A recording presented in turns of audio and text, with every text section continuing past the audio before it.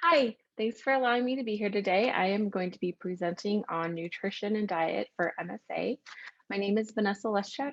I am a co-founder of a nonprofit here in Tucson, Arizona in the US, and we specialize in Parkinson's disease and nutrition. However, I have tailored some information and done some research to present to you more specifics for MSA and nutrition. So the best diet for Parkinson's or MSA is not known right now. There is no diet that has been found to be beneficial that they can say, here's the exact diet that you have to have for such disease. So going by some of the research that is out there, there is a lot of information on Parkinson's and MSA being benefit of plant-based diet being beneficial for the disease and the symptoms. You can find more information on Parkinson's and MSA diet and nutrition information at nutritionfacts.org. So, a plant based diet consists of fruits and vegetables, grains, nuts, and seeds, eliminating or minimizing the amount of meat you would consume, such as beef and chicken, um, other animal products such as dairy, eggs, and such. Adding a higher water content to your diet that helps keep you hydrated. It keeps helps flush toxins out of your body, and also helps with constipation.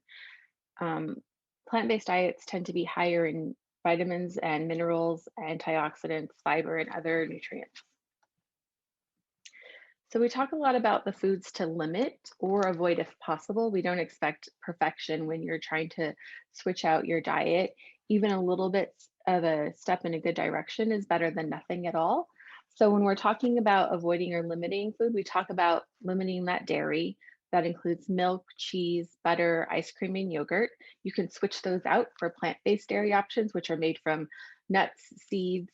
They have banana yogurt. They have avocado ice cream, they have oat milk, almond milk, all kinds of different plant-based options that don't have the same um, makeup as dairy products, which tends to aggravate some of the symptoms of Parkinson's or MSA. You want to eliminate or minimize some of those processed foods. So when we're talking about processed foods, we're talking about foods that come pre-made. You throw them in the microwave for a few minutes and then you eat that. The processed foods are made of a lot of different chemicals and different ingredients that aren't actually from whole foods. They've been so overly processed that we can't even pronounce what they are anymore. So try and minimize those. If you are going to go for something quick and easy in a processed food direction, like down your frozen food section of your grocery store, try and go for something that has minimal ingredients that you can pronounce, but also that maybe has organic or non-GMO labels on it, because that is helps to guarantee that it's going to be a little bit less full of chemicals and processed ingredients.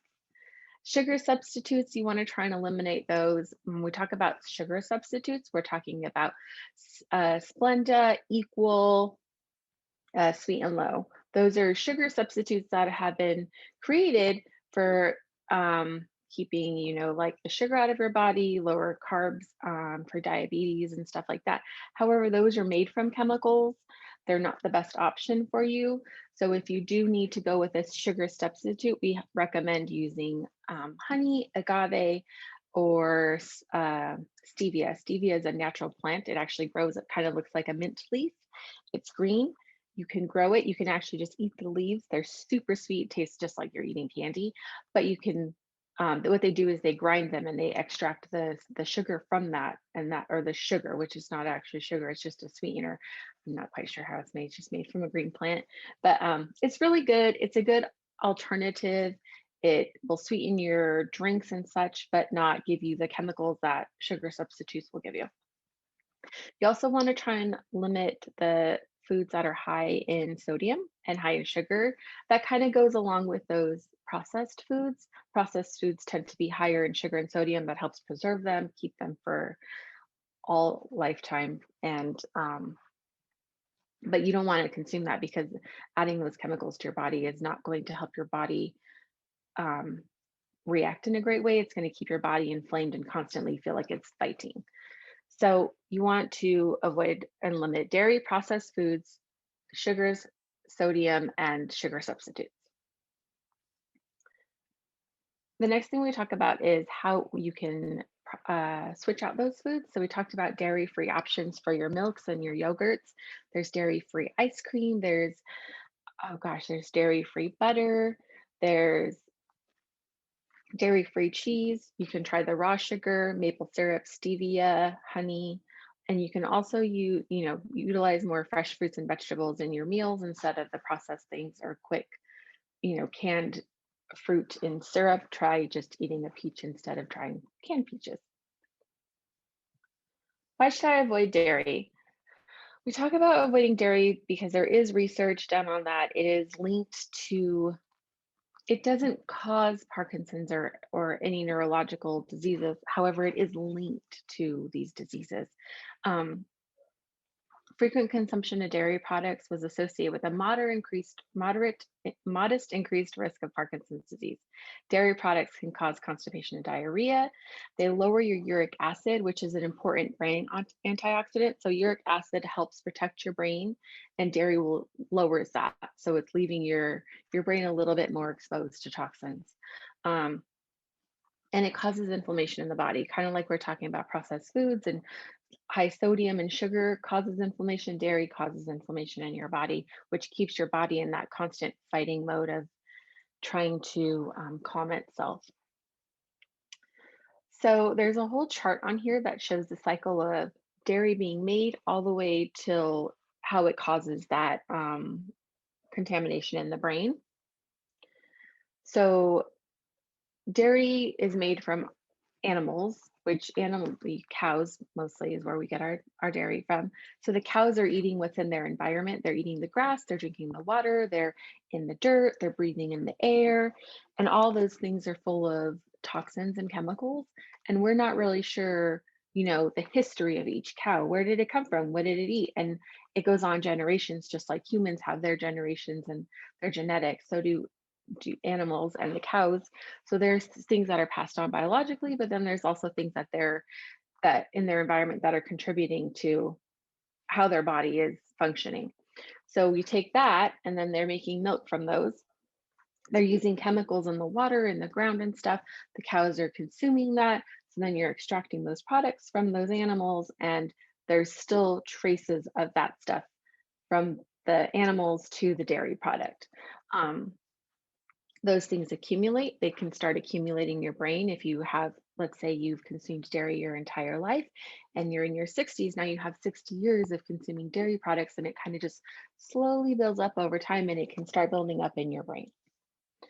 There's also sugar in milk that can cause damage to the brain if your brain is unable to detoxify it. And again, dairy products, specifically milk, lowers that uric acid, which you need to help protect your brain. So now we talk about foods to increase in your diet. We talk about antioxidants. Antioxidants are good to protect your cells. They protect you from oxidative damage. Um, Oxidant-rich foods include slower aging, healthier skin, a reduced cancer risk. It detoxes your body. And most fruits and vegetables and herbs contain antioxidants such as vitamin C, beta carotene, and flavonoids. You can go to the Michael J. Fox Foundation for Parkinson's research, and they have some information on antioxidants. And they say eating a diet high in antioxidants reduces oxidative stress that aggravates Parkinson's and similar conditions. And that's the Michael J. Fox Foundation has that information. So, what are antioxidants? Antioxidants are going to be your deep colored fruits and vegetables. So, you're going to look at purples and reds, dark greens, and chocolate, which is a dark brown. The top antioxidant foods are goji berries and pomegranates. Those are at the very top. Below that, you have all your berries, blackberries, blueberries. You got cranberries, raisins, dark leafy vegetables such as kale, spinach, arugula, prunes and plums, again with that dark purple. A bunch of your herbs have antioxidants, so cilantro and dill and parsley, kidney beans and lentils, pecans, walnuts, dark chocolate, and tea. Green tea is higher in antioxidants, and then black tea, and then I believe white tea after that. If you're going to do dark chocolate, try and opt for some dark chocolate that maybe has some nuts in it and doesn't have any milk products, which is pretty easy to find these days. So we do encourage eating some of your favorite things, not talking about eliminating everything from your diet, but just switching out, like I said, chocolate for dark chocolate, ice cream that's made with cow's milk for maybe some plant-based ice cream that's made with avocados or bananas or something like that. More foods to increase are going to be nightshades. So, nightshades are a group of vegetables that are high in natural nicotine. So, nightshades have natural nicotine, which is neuroprotective. Again, we're talking about protecting your brain. And this is a study on Mercola.com. At the conclusion of the study, the researchers wrote that eating lots of vegetables in the Solanaceae family was inversely related to Parkinson's risk. No other foods had a higher positive relation, and peppers won the gold star for having the highest association. They could only suggest eating these veggies 2 to 4 times per week could provide protective effects. So they're talking about peppers, they're talking about bell peppers, um, spicy peppers, I believe pimentos was in that category also. So we talk about the nightshade vegetables, and I have a breakdown of what those are. Those are tomatoes, eggplants, potatoes, again, the peppers, which is in dark print because we want you to incorporate those peppers the most. Obviously, all of these are going to be beneficial, but those peppers have that highest amount of natural nicotine. So chili, paprika, cayenne are some of the spices you can add in, which is made from the peppers. Cauliflower, and then there's that tea again, the black and the green tea. Foods to increase also includes omega-3s. This is from the PubMed website, and it says if you're concerned about secondary symptoms of Parkinson's, like dementia and confusion, get serious about consuming more soybeans, flaxseed, and kidney beans. Soy, in particular, is being studied for its ability to protect against Parkinson's. These foods contain omega-3 fatty acids, which might improve cognitive function.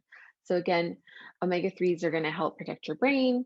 They're going to possibly improve cognitive function, and you can find them in some of those similar vegetables and fruits we were talking about earlier. Flaxseed, kidney beans was a higher antioxidant food also. Next, we talk about fiber. Fiber is going to be good for constipation. It's going to be good for helping detox your body. It helps you feel fuller. It's just really good all around. It helps cleanse your blood a little bit. And we have a chart on here that has the high fiber foods. It goes all the way from, again, beans. So you're talking navy beans, there's kidney beans, collard greens, down to there's more greens on here. There's broccoli, there's beets. There is, again, those dark colored berries and fruits, cranberries. There's nuts, celery, potatoes. Tons of fruits and vegetables have fiber. Pretty much any fruits and vegetable is going to have a little bit of fiber because if you think about fruits and vegetables, they are fibrous materials that they're, made of basically. Um, so that fiber is going to help break down the stuff in your body. It's going to provide you with constipation ease. It's going to provide that water we were talking about earlier. So fiber is just a really good thing to add into your diet. Even if you don't take anything else, maybe eliminate some dairy and add some fiber. Constipation is a huge issue. I know with Parkinson's, I read on MSA, it's a symptom of that also. It's also just naturally a symptom or side effect of taking medication. So, and then as we're aging, our body starts slowing down the process of how it digests our food. So that is also adding to that constipation issue. So it just kind of is a thing that as we're aging, diseases, medication, it all comes together and we just start slowing down with that, our bowel movements. So we talk a lot about constipation with Parkinson's disease. From what I read, it is very similar to MSA. And so constipation is up there with, again, keeping on top of that, again, adding fiber to your diet and the water. So eating slower and chewing more thoroughly also helps with constipation because if you eat slower and chew more thoroughly, you're breaking down that food a little bit better. It's also slowing down how it goes into your body, which will help your body digest it a little bit quicker because they're not just shoving it all in there and then expecting your body to do it. You're doing it slowly as you're processing your food. Adding fruits and vegetables, the water intake. Fruits and vegetables are much easier digested in our body than dairy products or, let's say, a steak. Um, Avoiding dairy is the number one thing about constipation. Number two is drinking more water. And then three would be adding more fiber and the fruits and vegetables. Exercise obviously helps. Any movement you can do to keep your body going a little bit is going to help break down that food. It's going to help your digestive system, which is going to help relieve some constipation. So even just, taking a couple laps around. If you're sitting in a chair, you can move your body in chair movement exercises to help just get stuff going. Protein. So we talk a lot about protein with Parkinson's disease because of the interaction it has with carbidopa levodopa. Um, if you're taking specific medications, it would be best to talk to your doctor about any interactions that they might find with any of the foods you're incorporating or eliminating from your diet. Um, but a lot of people, when they're talking about a plant-based diet, they're concerned about their protein because we think protein is steak and fish and chicken and big, heavy animal product meals. But you can get a lot of your protein from vegetables and fruits and grains, nuts and seeds. Protein is best to eat um, in the evening before you're going to bed. That way, it doesn't interact with things that are going on in your body, or in small bits throughout the day. So you want a steak one day, maybe break it down into a couple different meals of the day, or have half of a steak that you would normally have and then incorporate more vegetables. It's all about kind of a give and take when you're talking about changing stuff in your diet. The top protein sources are pumpkin seeds, peanut butter, tahini, which is sesame seeds, almonds, pistachios, and then we talk again about tofu, which is soy, flax seeds, lentils, beans, and all the way down to even potatoes have some protein in them. So again, if you're incorporating more fruits and vegetable into your diet, you're going to find that you're naturally just adding all of these nutrients that you need, and protein is one of those. Choking and swallowing is a huge thing for MSA and Parkinson's disease, just because of how your body is reacting to what the disease is bringing to it. So, for choking and swallowing, we always recommend try softer foods. You can overcook your foods a little bit if you like pasta and you really want to have pasta, overcook it. So, you're not going to have that al dente pasta like they talk about on Food Network, but you're going to go a little bit more and make it a little bit softer so it's easier to eat. Obviously, you want to cut up your food into smaller bites. You want to take smaller bites. You can try blending your foods with liquids. Let's say you want to have a potato soup and it has chunky potatoes in it. Go ahead and throw that in the blender and blend it out. Maybe add a little bit more liquid so it makes a little bit of a more liquid consistency, but also less chunky, a smoother texture that might be easier to eat. You can also do that through a big straw. So I highly recommend investing in straws, but also maybe the smoothie straws, which are a little bit bigger than regular straws. And then you can be consuming your more liquid foods through straws if that is a concern of yours. Um, you can overcook your grains, you can mash things up, you can add extra sauce and broth to your foods to make them a little bit more liquidy to help you consume them. Loss of weight and lack of appetite is another concern. So you want to make sure if you are dealing with the loss of appetite or a loss of the weight loss concern where you've lost a substantial amount of weight, or you're concerned, or maybe you're not just getting enough nutrients and you're feeling sluggish and super sleepy and tired all the time, adding more healthy foods that will add to your weight gain but also give you a little bit of an oomph to make you feel a little bit better. So we talk about when you're losing that weight, you want to add high fat and high calorie foods, but you want them to be good fats. You don't want to just go eat cartons of ice cream or go to, like McDonald's, because you can get a burger or fast food wherever you are in the world. You can get a cheeseburger that has, 1,200 calories. So you're thinking, oh, I should add these calories in. But in reality, that cheeseburger is going to taste good and it's going to make you feel food, and it might even give you some weight gain, but it's not adding any vitamins or nutrients to your body. especially fast food, which is made of almost zero real actual ingredients. So you want to make sure that if you are having to add that high fat and high calorie foods, that you're doing it in a way where you're doing it in a healthy way and adding good stuff that also maybe hits on some of those other things that we talked about earlier. So you can start with high calorie and high fat would be your nuts and seeds, oils, really good oils. Avocado oil is good, coconut oil is good, and olive oil. Those are some of the top three oils. They're high in calories and fats, but they're also really good for you because they have other properties in them. Making smoothies is one of the best ways you can get all of not all of them, but most of the nutrients and stuff you need in your body in one small packed meal. Again, if you're having swallowing and chewing issues, you can add a smoothie with all the stuff in it. It's going to be easier to consume by drinking it. So we always recommend smoothies. You can do them for breakfast, you can do them for lunch, you can do them for dessert in the middle of the night if you need something. But you can add so much stuff to a smoothie that it'll give you some more healthy fats and calories in them. So you can also try savory smoothies. We talked a little bit about soups and how to thin them out, but just think, what ingredients would you like in a soup or maybe a smoothie and combine them? It doesn't have to be sweet and sugary fruit. It could be more vegetables with some herbs and spices in it to make it kind of like a gazpacho or something. We have a really good high calorie smoothie that we recommend. You can mix almond milk or flax milk. Or any other plant-based milk that you like. Add some peanut butter in that, a little bit of avocado oil, some flax seeds, a couple bananas, and some raw oatmeal. And you just blend that all up. It's going to give you some fat, some calories, some fiber. It's going to hydrate you a little bit and make you feel really full for a while. So that's a really good smoothie that we've recommended. You could just do a quick search online to find some smoothie recipes. So that was a lot of information. I hope you enjoyed it.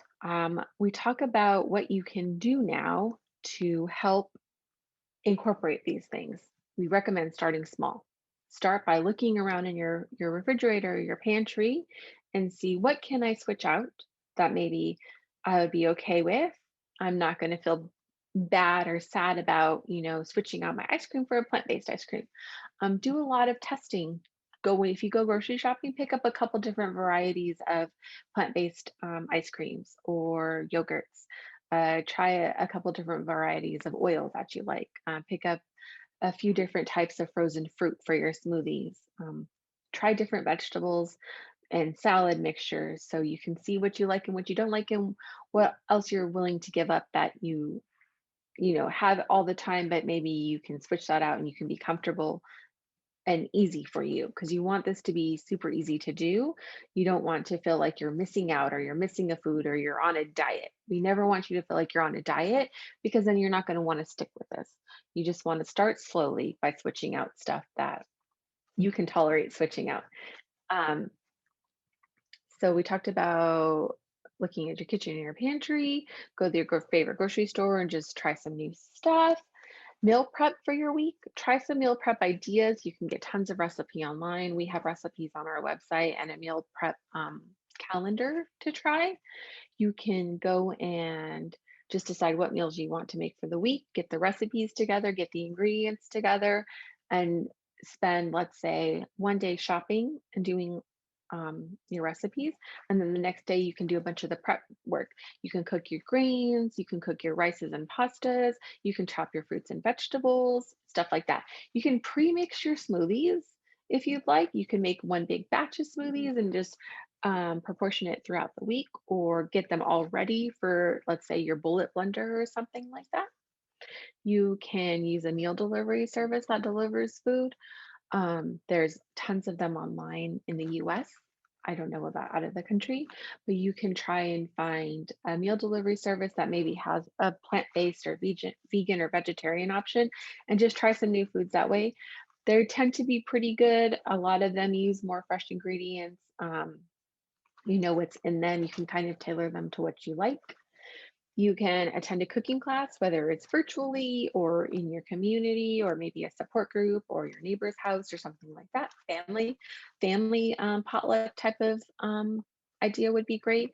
Just trying new foods, you can switch recipes, you can see what other people are eating.